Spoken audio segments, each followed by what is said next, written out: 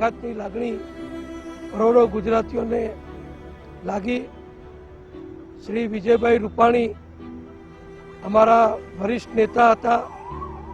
ભારતીય જનતા પક્ષમાં કોર્પોરેટરથી શરૂ કરી રાજકોટ મ્યુનિસિપલ કોર્પોરેશનના સ્ટેન્ડિંગ કમિટીના ચેરમેનથી શરૂ કરી રાજ્યના મુખ્યમંત્રી તરીકે અને સંગઠનમાં પ્રદેશ મહામંત્રી અને પ્રદેશ પ્રમુખ તરીકે અનેક જવાબદારી લાંબા સમય સુધી સંભાળી રહેલા હતા અને લાખો કાર્યકરો સાથે એમનો જીવન સંપર્ક હતો।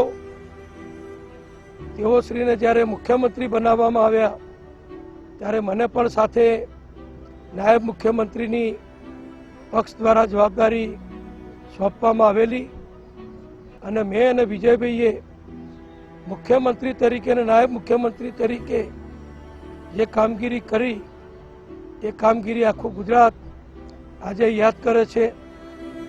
અમારી બંનેની કામગીરી દરમિયાન વિજયભાઈ હંમેશા અમને બધાને કેબિનેટમાં અમારા વરિષ્ઠ મંત્રી શ્રી ભૂપેન્દ્રસિંહજી ચુડાસમા જેવા વરિષ્ઠ નેતાઓ પણ હતા, પણ બધાને સાથે રાખી અને જે પ્રમાણે વિજયભાઈએ સરકાર ચલાવી, નાનામાં નાના ગામડાથી માંડી ગરીબમાં ગરીબ વ્યક્તિથી માંડી દરેક ઘર સુધી ગુજરાત સરકારની યોજનાઓનો લાભ પહોંચે અને વડાપ્રધાન નરેન્દ્રભાઈ મોદીજીની કેન્દ્ર સરકારની પણ દરેક યોજનાઓનો દરેકને લાભ પહોંચે એ માટે એમણે સખત મહેનત કરી।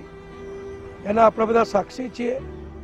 હું આરોગ્ય મંત્રી હતો એ આપ બધા જાણો છો અને કમનસીબે એ વખતે વિશ્વભરમાં કોરોનાનો જે હાહાકાર થયો અને કોરોનાની એ જબરજસ્ત સમય વખતે વિજયભાઈ અને અમે બંને ગુજરાતના કોઈપણ નાગરિકને કોરોના ન થાય, કદાચ થયો હોય તો વહેલામાં વહેલી ઝડપી સારવાર મળે, ઓછામાં ઓછા લોકોના જીવ જાય, બધા જ સ્વસ્થ ને તંદુરસ્ત રહે, કોરોના બહુ ફેલાય નહીં, એ પ્રમાણે લોકડાઉનથી માંડી અને હોસ્પિટલો સુધીની જે તમામ વ્યવસ્થાઓ હતી એ સમગ્ર સરકારના વહીવટી તંત્રના સહયોગથી, કેન્દ્ર સરકારના સહયોગથી અમે કરી હતી।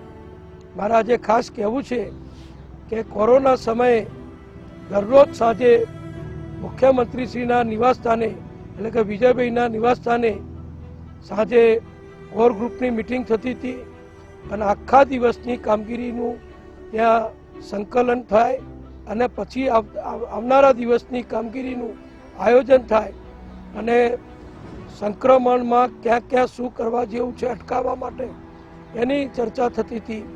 વડાપ્રધાન નરેન્દ્રભાઈ મોદીજી પણ દિલ્હીથી અમને બધાને વર્ચ્યુઅલી દર અઠવાડિયે માર્ગદર્શન આપતા હતા અને જ્યારે જ્યારે પણ જરૂર પડી ત્યારે આરોગ્ય મંત્રી તરીકે મેં કોઈ પણ દરખાસ્ત કરી હોય વિજયભાઈ હંમેશા એમાં સહયોગ કર્યો હતો।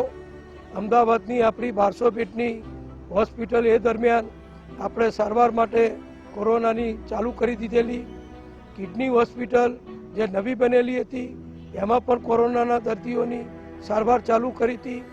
રાજકોટ, સુરત, વડોદરા, જામનગર આ મોટા શહેરોમાં પણ બધી જ હોસ્પિટલોને કોઈ પણ જાતના ખર્ચની ચિંતા કર્યા સિવાય બધી જ સગવડો કોરોનાના દર્દીઓને પ્રાપ્ત થાય એ માટે વિજયભાઈએ અને અમે જે બધી છૂટછાટો મૂકી, જે બધી રાહત કરી એના કારણે ગુજરાતમાં મૃત્યુઆંક આપણે ઘણો ઓછો રાખી શક્યા।